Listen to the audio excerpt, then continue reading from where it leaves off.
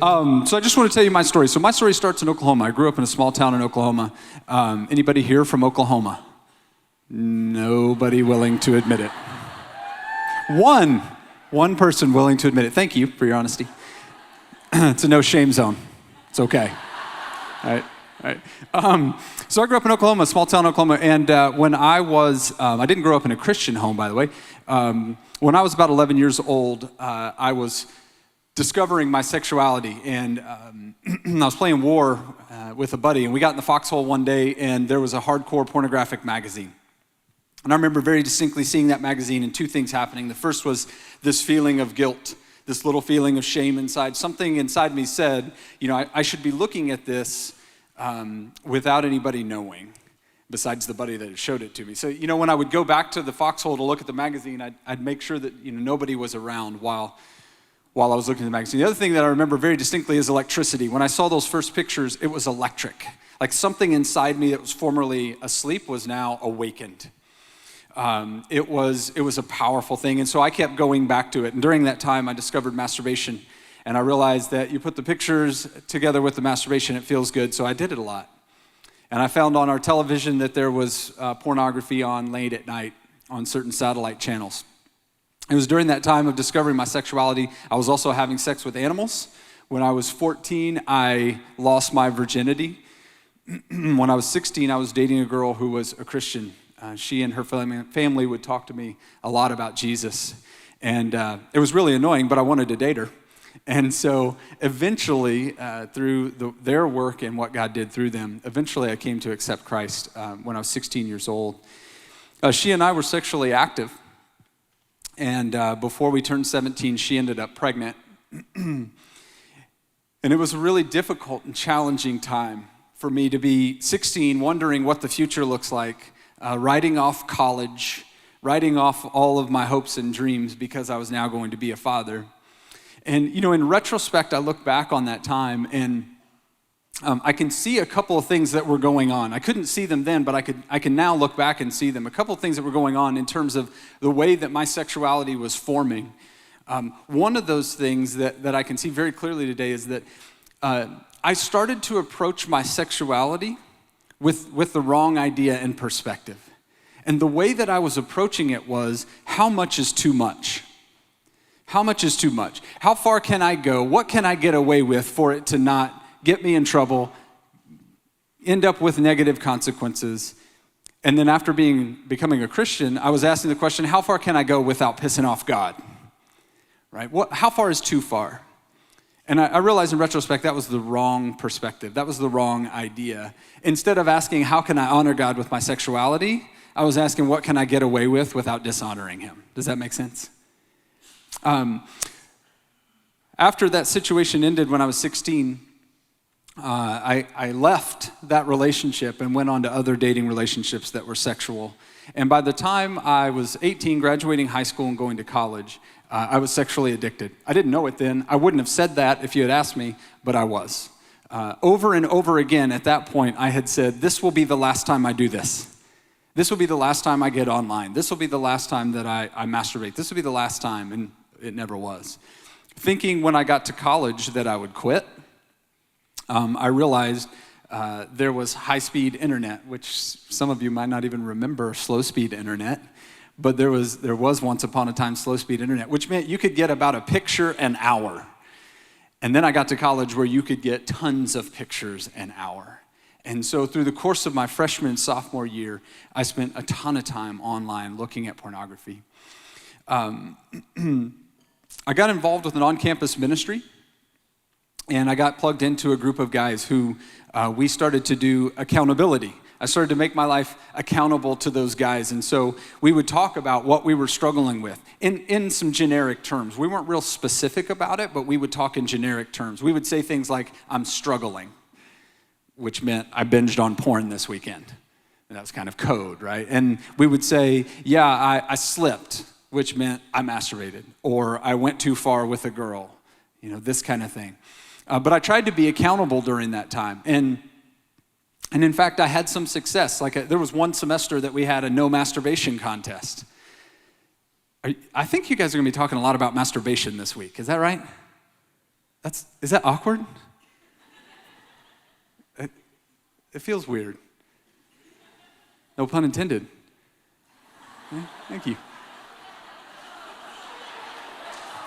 It took a second. Come on. My goodness. Wake up, all right? Okay. Man. So one semester I won the no masturbation contest, right? Where I was the only guy that went all semester without masturbating, right? And so at the end of the semester we went out and had dinner and celebrated, and then I came back to my apartment and celebrated. Come on. It's a tough crowd this morning, right? So through the course of college, I was connected with these guys, and I would do a little bit better. My relationships would be a little healthier. I wouldn't struggle as much. But then as I got disconnected from them through spring break, Christmas break, summer break, whatever, I would struggle all over again. And so all throughout college, there's this course where when I was connected, I did well. When I was disconnected, I was struggling. When I was connected, I was living with my life in the light. I was living without the same level of secrets. When I was disconnected, I was alone, I was isolating, and I was living in that shame. By the last semester of school, I was engaged. Most of my friends had graduated, and so I spent a lot of time alone. I lived alone. I was living in an apartment where I spent a ton of time online looking at pornography and got into chat rooms. And before that last semester ended, I met a woman from the internet. She came into my apartment, and I just completely freaked out.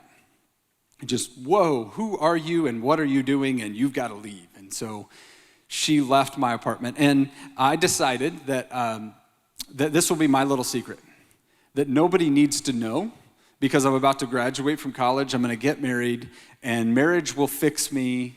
My wife will help me through this, and so I don't need to tell anyone. And so I didn't. And here's again one of those places where in retrospect I can see very clearly. At that point in my life, if I had gone to talk to somebody, if I had sat down in front of somebody and said, here's what's going on in my life, here's what I'm doing, and here's what I'm thinking about, the entire course and trajectory of my life might have changed. The rest of the story I'm about to tell you might not have happened. See, when I was sitting in your shoes, in your seat, the last thing I wanted to do was let somebody in on what was going on in my head. The last thing I wanted to do was let somebody know what I was really thinking about. For fear of rejection, for fear of shame, for fear of being condemned, for well-meaning Christians pointing their finger in my chest going, you horrible sinner. I already knew that. So I just decided that it would be my little secret. So sure enough, I graduated from college, got married, and within 90 days of being married, I was back online looking at pornography, masturbating, and talking with women in chat rooms. And then I met another woman from the internet. And by the end of our first year of marriage, I had met 3 women. And there's this point, some of you in this room, you've experienced this already, that there are these points in your life where there are these lines that you draw, and you swear you'll never cross it. And you know that feeling of having crossed that line, knowing you can never get back. Some of you know that feeling. And that was my feeling at the end of that first year. There's this line that I swore I would never cross. I'll never become an adulterer. And then I land at the end of that first year of our marriage, and I look back and go, I can never get back over there. I can never get back over to that place where I haven't cheated on my wife. At that point, we were living in Denver, Colorado, and we moved down to Dallas, Texas, where we were trying to basically run, because we had family and friends down there, and we were pretty much alone in Denver. And so we were basically running. We ran to Texas, and once we got down there, I quit going to work. Instead of going to work, I would just sit in my apartment looking at pornography, masturbating, and chatting. And I ended up getting fired. You can imagine when you don't go to work, you end up getting fired, right? So I got fired. Within a few months, I was at another job where I began an affair with a coworker.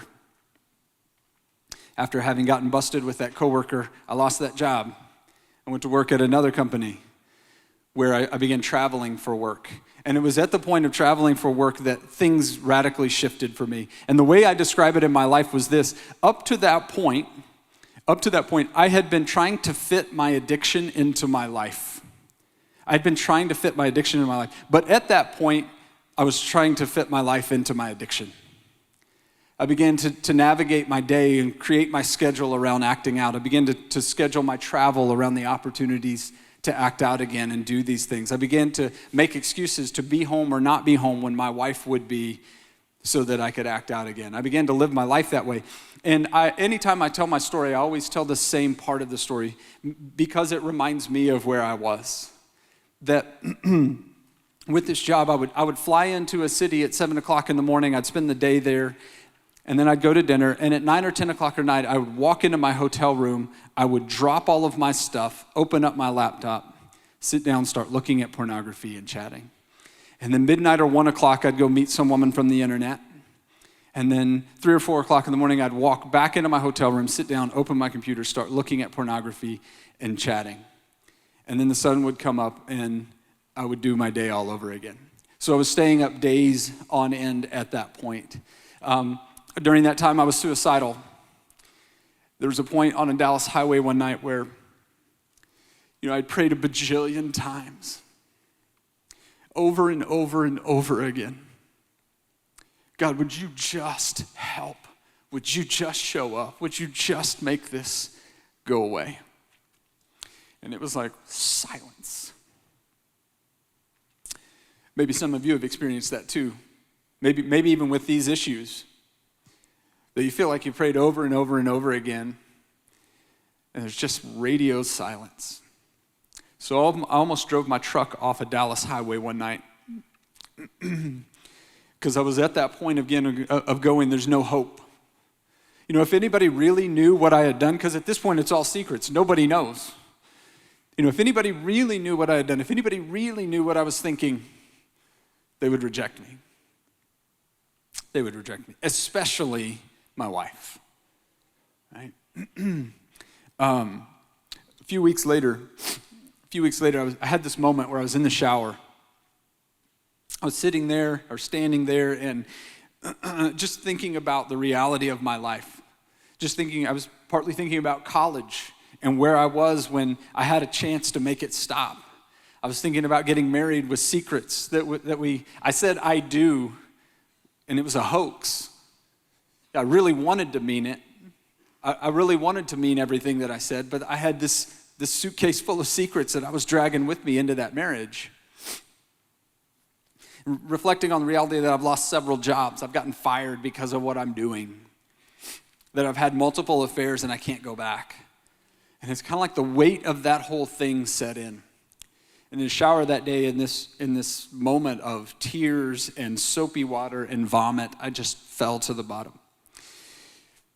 And something in some of the deepest recesses of my soul cried out to say, God, you got to fix this. And I don't care what it takes, and I don't care what you have to do, I don't care what I have to lose, but you got to fix this. And it's like one of those rare moments, right, where I audibly heard God say, okay. So unbeknownst to me, over the next couple of weeks, he laid out a breadcrumb trail for my wife to find. She got calls from random people. She found cell phone records and credit card receipts, and she started to do the math and put these things together. And so I come in from a trip one night, and I walk into the house, and I say, hey, babe. And she says, sit down in the chair. You're an effing alien to me. She says, tell me what happened with the woman at this mortgage company where I work. She said, tell me what happened with this woman. And so I lie. She says, I'm going to give you another chance. Tell me what happened with this woman. And so part of the story is 9 months prior, she had quasi-busted me in an affair. She had put some things together and realized something shady was going on, but she didn't know what. And she asked me about it, but I lied about it and blamed her. And what I told her was basically, I've almost cheated on you, and it's your fault. And so if you would lose some weight, if you'd stop nagging, if you'd have different sex with me, if you'd initiate more sex, if you'd wear some sexier things, you can fix our relationship. And so I pawned it off on her. So here we are 9 months later, we're sitting there and she says, I'll give you another chance to tell me what happened. And so now I lie. And I'm thinking, what did I tell her 9 months ago? What was my story? She says, I'll give you one last chance to tell me the truth about what happened. And anybody want to guess what I did?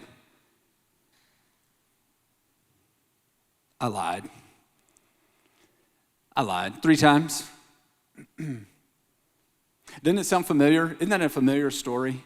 To be confronted 3 times with the truth and to lie in the face of that. She says, I spent 2 hours on the phone with her. I know everything. Yeah, thank you. Me too. Right? Like, whoa. At that point, I went face down on the tile in our kitchen, and Shelly slammed the door to our bedroom. And I sat there wrestling with God going, I can't tell her. You don't understand, she'll leave. And God says, you need to tell her. But you don't understand, she has no idea. What does she know? How much does she know? She knows about one affair. Does she know about the rest? You got to tell her. So it took me a couple of days. We got in the car to go on a 6-hour car ride from Dallas, Texas to Amarillo, Texas, to see the pastor that married us. And in that 6.5-hour car ride, I came clean on everything that I could possibly think to come clean on. From as far back as I could possibly remember, all of the pornography, all the masturbation, all the chat rooms, 18 affairs, the whole 9 yards. It was brutal. Did I say a little while ago, maybe you heard me say, when I was sitting in your seat, I could have forgone all that pain. I could have changed that trajectory, right? So here we are on this trip where I'm telling her the truth of everything that I could possibly think to tell her. And the reality is that began our healing. That began our healing. See, we can never fully accept acceptance till we're fully known. We'll never fully accept somebody's acceptance of us or our acceptance of ourselves until we're fully known, until somebody knows your whole story, the good, the bad, the ugly, what you have done and what you've thought about doing. You'll never be able to accept the acceptance from those folks. You'll never be able to accept yourself until somebody knows that truth. So that began our healing. At that point, we got plugged into counseling. We got back into church. I started to get my life back accountable and live in the light with other men. We started this healing journey. 13 months into that process, Shelly decided to forgive me, which was a huge deal. A huge deal. At that point, she decided to forgive me. She hadn't decided to stay, though. And so about 18 months into the process, she decided to stay. It was a very sweet moment. It was a very sweet moment for her to say, I'm going to stay with you, but also a huge moment of responsibility. And in a sense, it was like God was saying, hey, look, you've broken this woman's heart and you've destroyed her sense of self once. Don't do it again. So he gave me a second chance. A couple years into our process, I got asked to leave my job in corporate and go into the ministry at Every Man's Battle, and working for that ministry, helping other guys struggling with this stuff. And so fast forward, I want to just take you through a couple of important points in the story. Fast forward to about, let's say 8 years later. 8 years later, and Shelly and I are in the car, and we're driving along, and we're coming home from some friend's house, and she's telling me the story about her friend tells her husband, like every day, honey, if we had to do life over again, I'd choose you. And so we're driving along, and she's telling me the story, and I'm like, where in the world is this story going? And then all of a sudden she says, so, do you want to know? Yeah. She says, Jason, if we had to do it all over again, if we had to go through all this hell again, I'd choose you. Talk about 3 of the sweetest words that I've ever heard. A couple years ago, Shelly began to do some work of her own, and she began to realize that she was experiencing a level of brokenness as well. And it was hard for her to see early on because in the story, I was the culprit. I was the bad guy. I committed the heinous sin of adultery. And so Shelley started this process of realizing like there's some stuff going on for her too. And in that work, she sat down with me. This is just a couple years ago. She sat down with me and she looked me in the eyes and she said, Jason, I need to tell you something. I realized that I've got issues too. And I realized that even on my best day, I'm just a bad decision away from being a liar and a cheater and a thief. And I need Jesus too. And there's a sweet, sweet place between two people. There's a sweet, sweet place.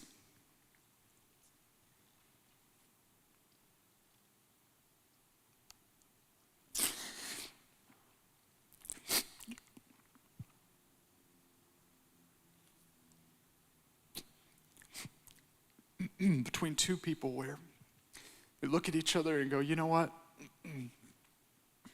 You're screwed up. And so am I. And together we need Jesus. And together we can do life well with Jesus. And I don't have to judge you. And I don't have to shame you. And you don't have to judge or shame me. But we can work our stuff out together. Thank you.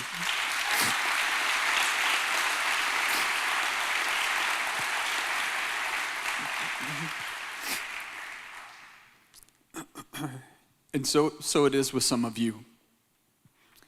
You're sitting in this place and you're listening to this stuff, you're listening to the story, and some of you know that this is your story. And some of you know that this is your trajectory. I don't care whether you're male or female. Some of you are in that place where you're struggling. And the trajectory and where you're headed is landing on the other side of these lines that you drew, looking back going, I could never get back over there. I can never uncheat. I can never unget arrested. I can never undo the stuff that I've done. As you go through the course of your life, just like I've gone through the course of my life, you're making these decisions about what to do and what not to do, what to tell and what not to tell. And your ticket to freedom is in choosing what you do tell. Your ticket to freedom is in letting people in to the most difficult places in your life. It's in letting people into the things that you're thinking about doing, even if you haven't already done them. It's in letting people in to know the depth of our own depravity. Because when we tell our story, we give other people permission to tell their stories. And once we start to tell our stories and we start to land at that place where we look at somebody sitting in front of us and go, that's screwed up, and so am I, and we need Jesus. Listen, this campus and the staff and faculty of this campus are committed to creating an environment where you can tell that story. They're committed to creating a space where you're not at risk for telling somebody what you really struggle with. So whether that's a friend, whether that's a faculty member, whether that's a staff member, I'm encouraging you to spend this week getting the gumption. Spend this week inviting God in to give you the courage to share whatever it is that you most need to say. We're only as sick as our secrets. I'm encouraging you this week to find somebody to tell the deepest, darkest things of your life. One, so that you can find freedom. One, so that you can unlock some of the stuff that's kept you held down. And two, so that you give them permission to unlock stuff in them. All right, last thing I'll say is this. Some of the setup for this week is about shame and guilt. Right? And that message of shame says who you are is unlovable, unforgivable, and worthless. Based on what you've done, you're unlovable, unforgivable, and worthless. Right? And so if you're sitting here And part of the message that you hear echo in your head and heart is, if anybody really knew what I was struggling with, if anybody really knew what I was thinking about doing, if anybody really knew what I had done,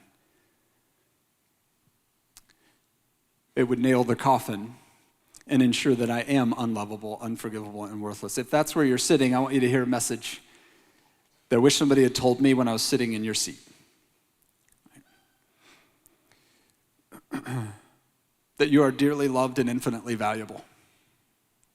Whether you're sitting here and you've been struggling with porn and masturbation, or you've been sleeping around or cheating on your boyfriend, girlfriend, wife, or husband, whether you're sitting here and you've been through an abortion, whether you're sitting here and you've been the one that paid for the abortion, whether you're sitting here and you've effectively given God the bird, you are dearly loved, you are infinitely valuable, and there is nothing you could do to make God love you less. There is nothing you could do to make God love you less. I'm going to stop there. Thank you for listening. We hope you enjoyed this message. Biola University offers a variety of biblically centered degree programs, ranging from business to ministry to the arts and sciences. Learn more at biola.edu.